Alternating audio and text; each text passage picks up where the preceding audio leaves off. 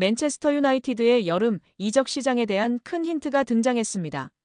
맨유 유스 출신 공격수 알레한드로 가르나초가 입주한 지 1년 여밖에 되지 않은 자신의 고급 주택을 부동산에 매물로 내놓았다는 것인데요. 영국 대중지 더 선이 현지 시간 온라인판 기사로 공개한 독점 정보에 따르면 가르나초는 영국 그레이터 맨체스터의 보든 지역에 있는 침실 7개짜리 대저택을 385만 파운드 약 72억 원에 매각하기로 했다.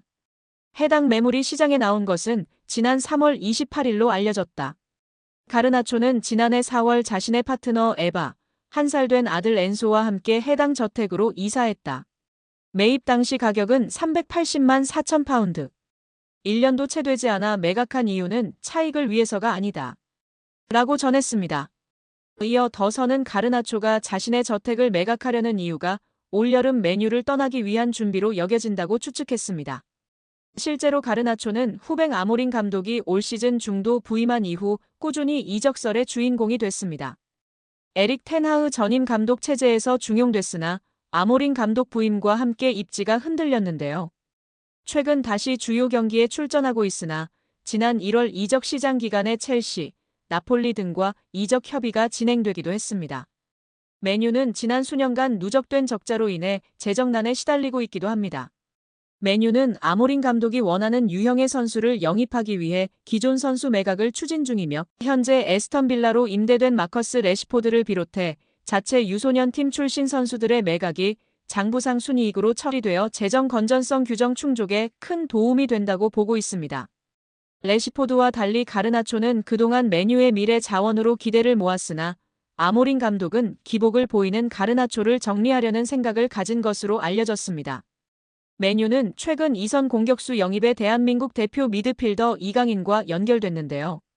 지난달 이강인의 에이전트 하비에르 가리도가 맨유 구단을 방문한 사실을 공개하기도 했습니다. 스페인 매체 렐레보의 마테오 모레토 기자는 이 방문이 가리도가 대리하는 선수의 이적과 관련이 있는 업무상 출장이었다고 보도했습니다. 맨유는 5년 후 새로운 홈경기장 건설을 중심으로 대대적인 재건 작업을 진행 중입니다. 짐 래클리프 구단주는 이 과정에서 아모린 감독을 적극 지원하고 여름 이적 시장에 선수 영입을 위해 구조조정을 진행 중이라고 밝혔습니다. 아시아 시장 마케팅 효과를 위한 이강인 영입 가능성이 유럽 현지에서 제기되고 있는 가운데 이강인과 포지션이 겹치는 가르나초의 이적설은 주목할 만한 상황이라는 평가입니다. 지난 겨울부터 아스널과 노팅엄 포레스트, 토트넘 호스퍼 등 EPL 구단과 꾸준히 연결된 이강인은 최근 맨유와 다시 접점을 구축하며 올드 트래포드 입성 가능성이 제기되고 있습니다. 크리스탈 팰리스가 아울러 언급되긴 하나 현지 매체는 자본력에 앞서는 맨유가 이강인 영입 전 선두를 꿰찰 것이란 전망을 내놓았습니다. 아모링 맨유 감독까지 이강인을 높이 평가하며 동향을 주시하고 있는데요. 파리 생제르맹 소식을 전문적으로 다루는 VIPSG는 이강인과 PSG는 이제 끝났다. 이강인은 루이스 엘리케 감독의 차기 시즌 구상에 포함되지 않을 확률이 높다면서 그럼에도 이적 시장에서 높은 평가를 받고 있다. 맨유와 크리스털 팰리스를 포함한 여러 EPL 클럽이 그의 상황을 면밀히 주목하고 있다고 전했습니다. 프랑스 풋1도 지난 13일 이강인의 플레이 스타일이 이적 시장에서 큰 관심을 끌고 있다며 아모린 감독은 이강인을 높이 평가한다. 자신의 전술 체계에 잘 맞는 선수라 확신한다고 보도했습니다. 아모링은 3백을 기반으로 2명의 중앙 미드필더를 배치하는 포메이션을 즐겨 쓰고 있습니다. 센터백과 중앙 미드필더가 1차 빌드업을 수행하는데요. 좌우 측면의 윙백은 상대 진영 깊숙이 전진하는 공격적인 포지셔닝으로 전방의 윙어와 하프 스페이스에서 수적 우위를 확보하는 전술입니다. 이강인은 미드필드 전 지역을 소화할 수 있는 멀티성이 특장점입니다. 주 포지션인 중앙 공격형 미드필더는 물론 좌우 측면의 포진에 3톱으로도 기용 가능하고 폴스 9, 세컨드 스트라이커 경험도 있습니다. 창의적인 패스와 유연한 위치 소화 능력을 지녀 아모링표 축구에 부합하는 퍼즐로 꼽힌 것으로 풀이되고 있습니다. 풋1은 PSG 역시 높은 이적료 수익을 기대하며 이강인을 둘러싼 분위기를 긍정적으로 보고 있다면서 맨유는 크리스탈 팰리스보다 훨씬 큰 자본력을 보유한 클럽이다. 이강인 영입을 위한 준비가 재정적으로 완비돼 있다며 신임 감독의 호감과 자본 측면에서 이강인의 맨유행 가능성을 점쳤습니다. 물론 사우디아라비아와 연결도 여전히 살아있는데요. 이강인을 사우디 프로페셔널 리그를 대표하는 차세대 슈퍼스타로 육성하길 원합니다. VIPSG는 현재 가장 구체적인 이강인 영입 제안을 건넨 곳은 사우디 구단들이다. 매우 경쟁력 있는 급여를 제시했다. 트랜스퍼마르크트가 추산한 예상 이적료 3천만 유로 약 483억 원의 몇 배가 넘는 금액을 제안한 것이라고 알렸습니다. 풋1도 복수의 사우디 구단이 PSG와 이강인에게 거액의 오퍼를 제시할 준비를 마쳤다고 전했습니다. 그러나 현지에서도 20대 초반인 이강인이 유럽 5대 리그에서 커리어를 이어갈 확률이 높다 보는 분위기입니다. 특히 다가오는 2026 북중미 월드컵을 앞두고 유럽 무대에서 경쟁력을 유지하는 것이 선수의 대표팀 내 입지나 한국 경쟁력 차원에서 두루 유용한 상황입니다. 토트넘에서 챔피언십 퀸즈파크 레인저스로 임대를 떠난 양민혁이 손흥민과 이강인에게 고마움을 표시해 관심을 모았습니다. 영국 TBR 풋볼은 유튜브 채널 슈퍼러브를 인용, 양민혁이 QPR로 임대를 가기 전 손흥민에게 받은 조언을 이야기했다고 전했습니다. 양민혁은 슈퍼러브를 통해 흥민이 형과는 당연히 같은 팀에서 같이 생활했다. 훈련이 끝나고 같이 밥 먹고 냉탕도 항상 같이 했다. 타지에서 같은 팀 선배로서 많은 도움을 주셨다면서 임대 가서도 다치지 말고 경험 많이 쌓고 돌아오라고 했다고 밝혔습니다. 양민혁은 지난 2024년 K리그 강원FC에서 고교생 신분임에도 38경기에서 12골 6도움으로 강한 인상을 남겼습니다. K리그 1 역사상 최초 고교생 신분으로 프로 선수가 된 양민혁은 시즌 중이던 지난해 7월 토트넘과 계약해 주목을 받았습니다. 아직 어린 선수다. 프리미어리그의 높은 수준에 적응하기 위해서는 시간이 필요하다는 포스테코글루 감독의 말처럼 양민혁의 토트넘 데뷔전은 좀처럼 쉽지 않았는데요.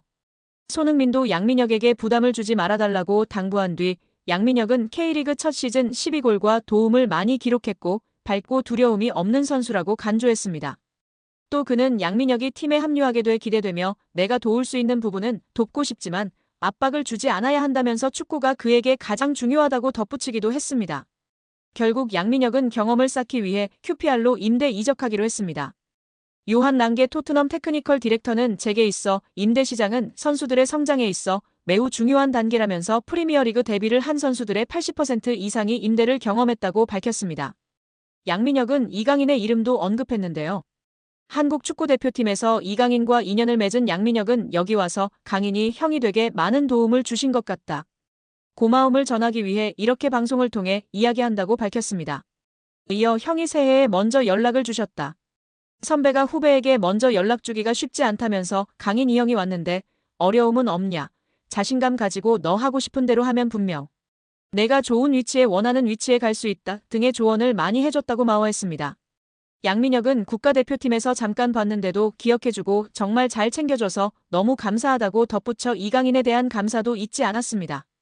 천재 미드필더 이강인이 세계적인 플레이메이커와 함께 국제축구 역사통 계연맹 IFFHS 플레이메이커상 후보에 나란히 오르며 화제입니다.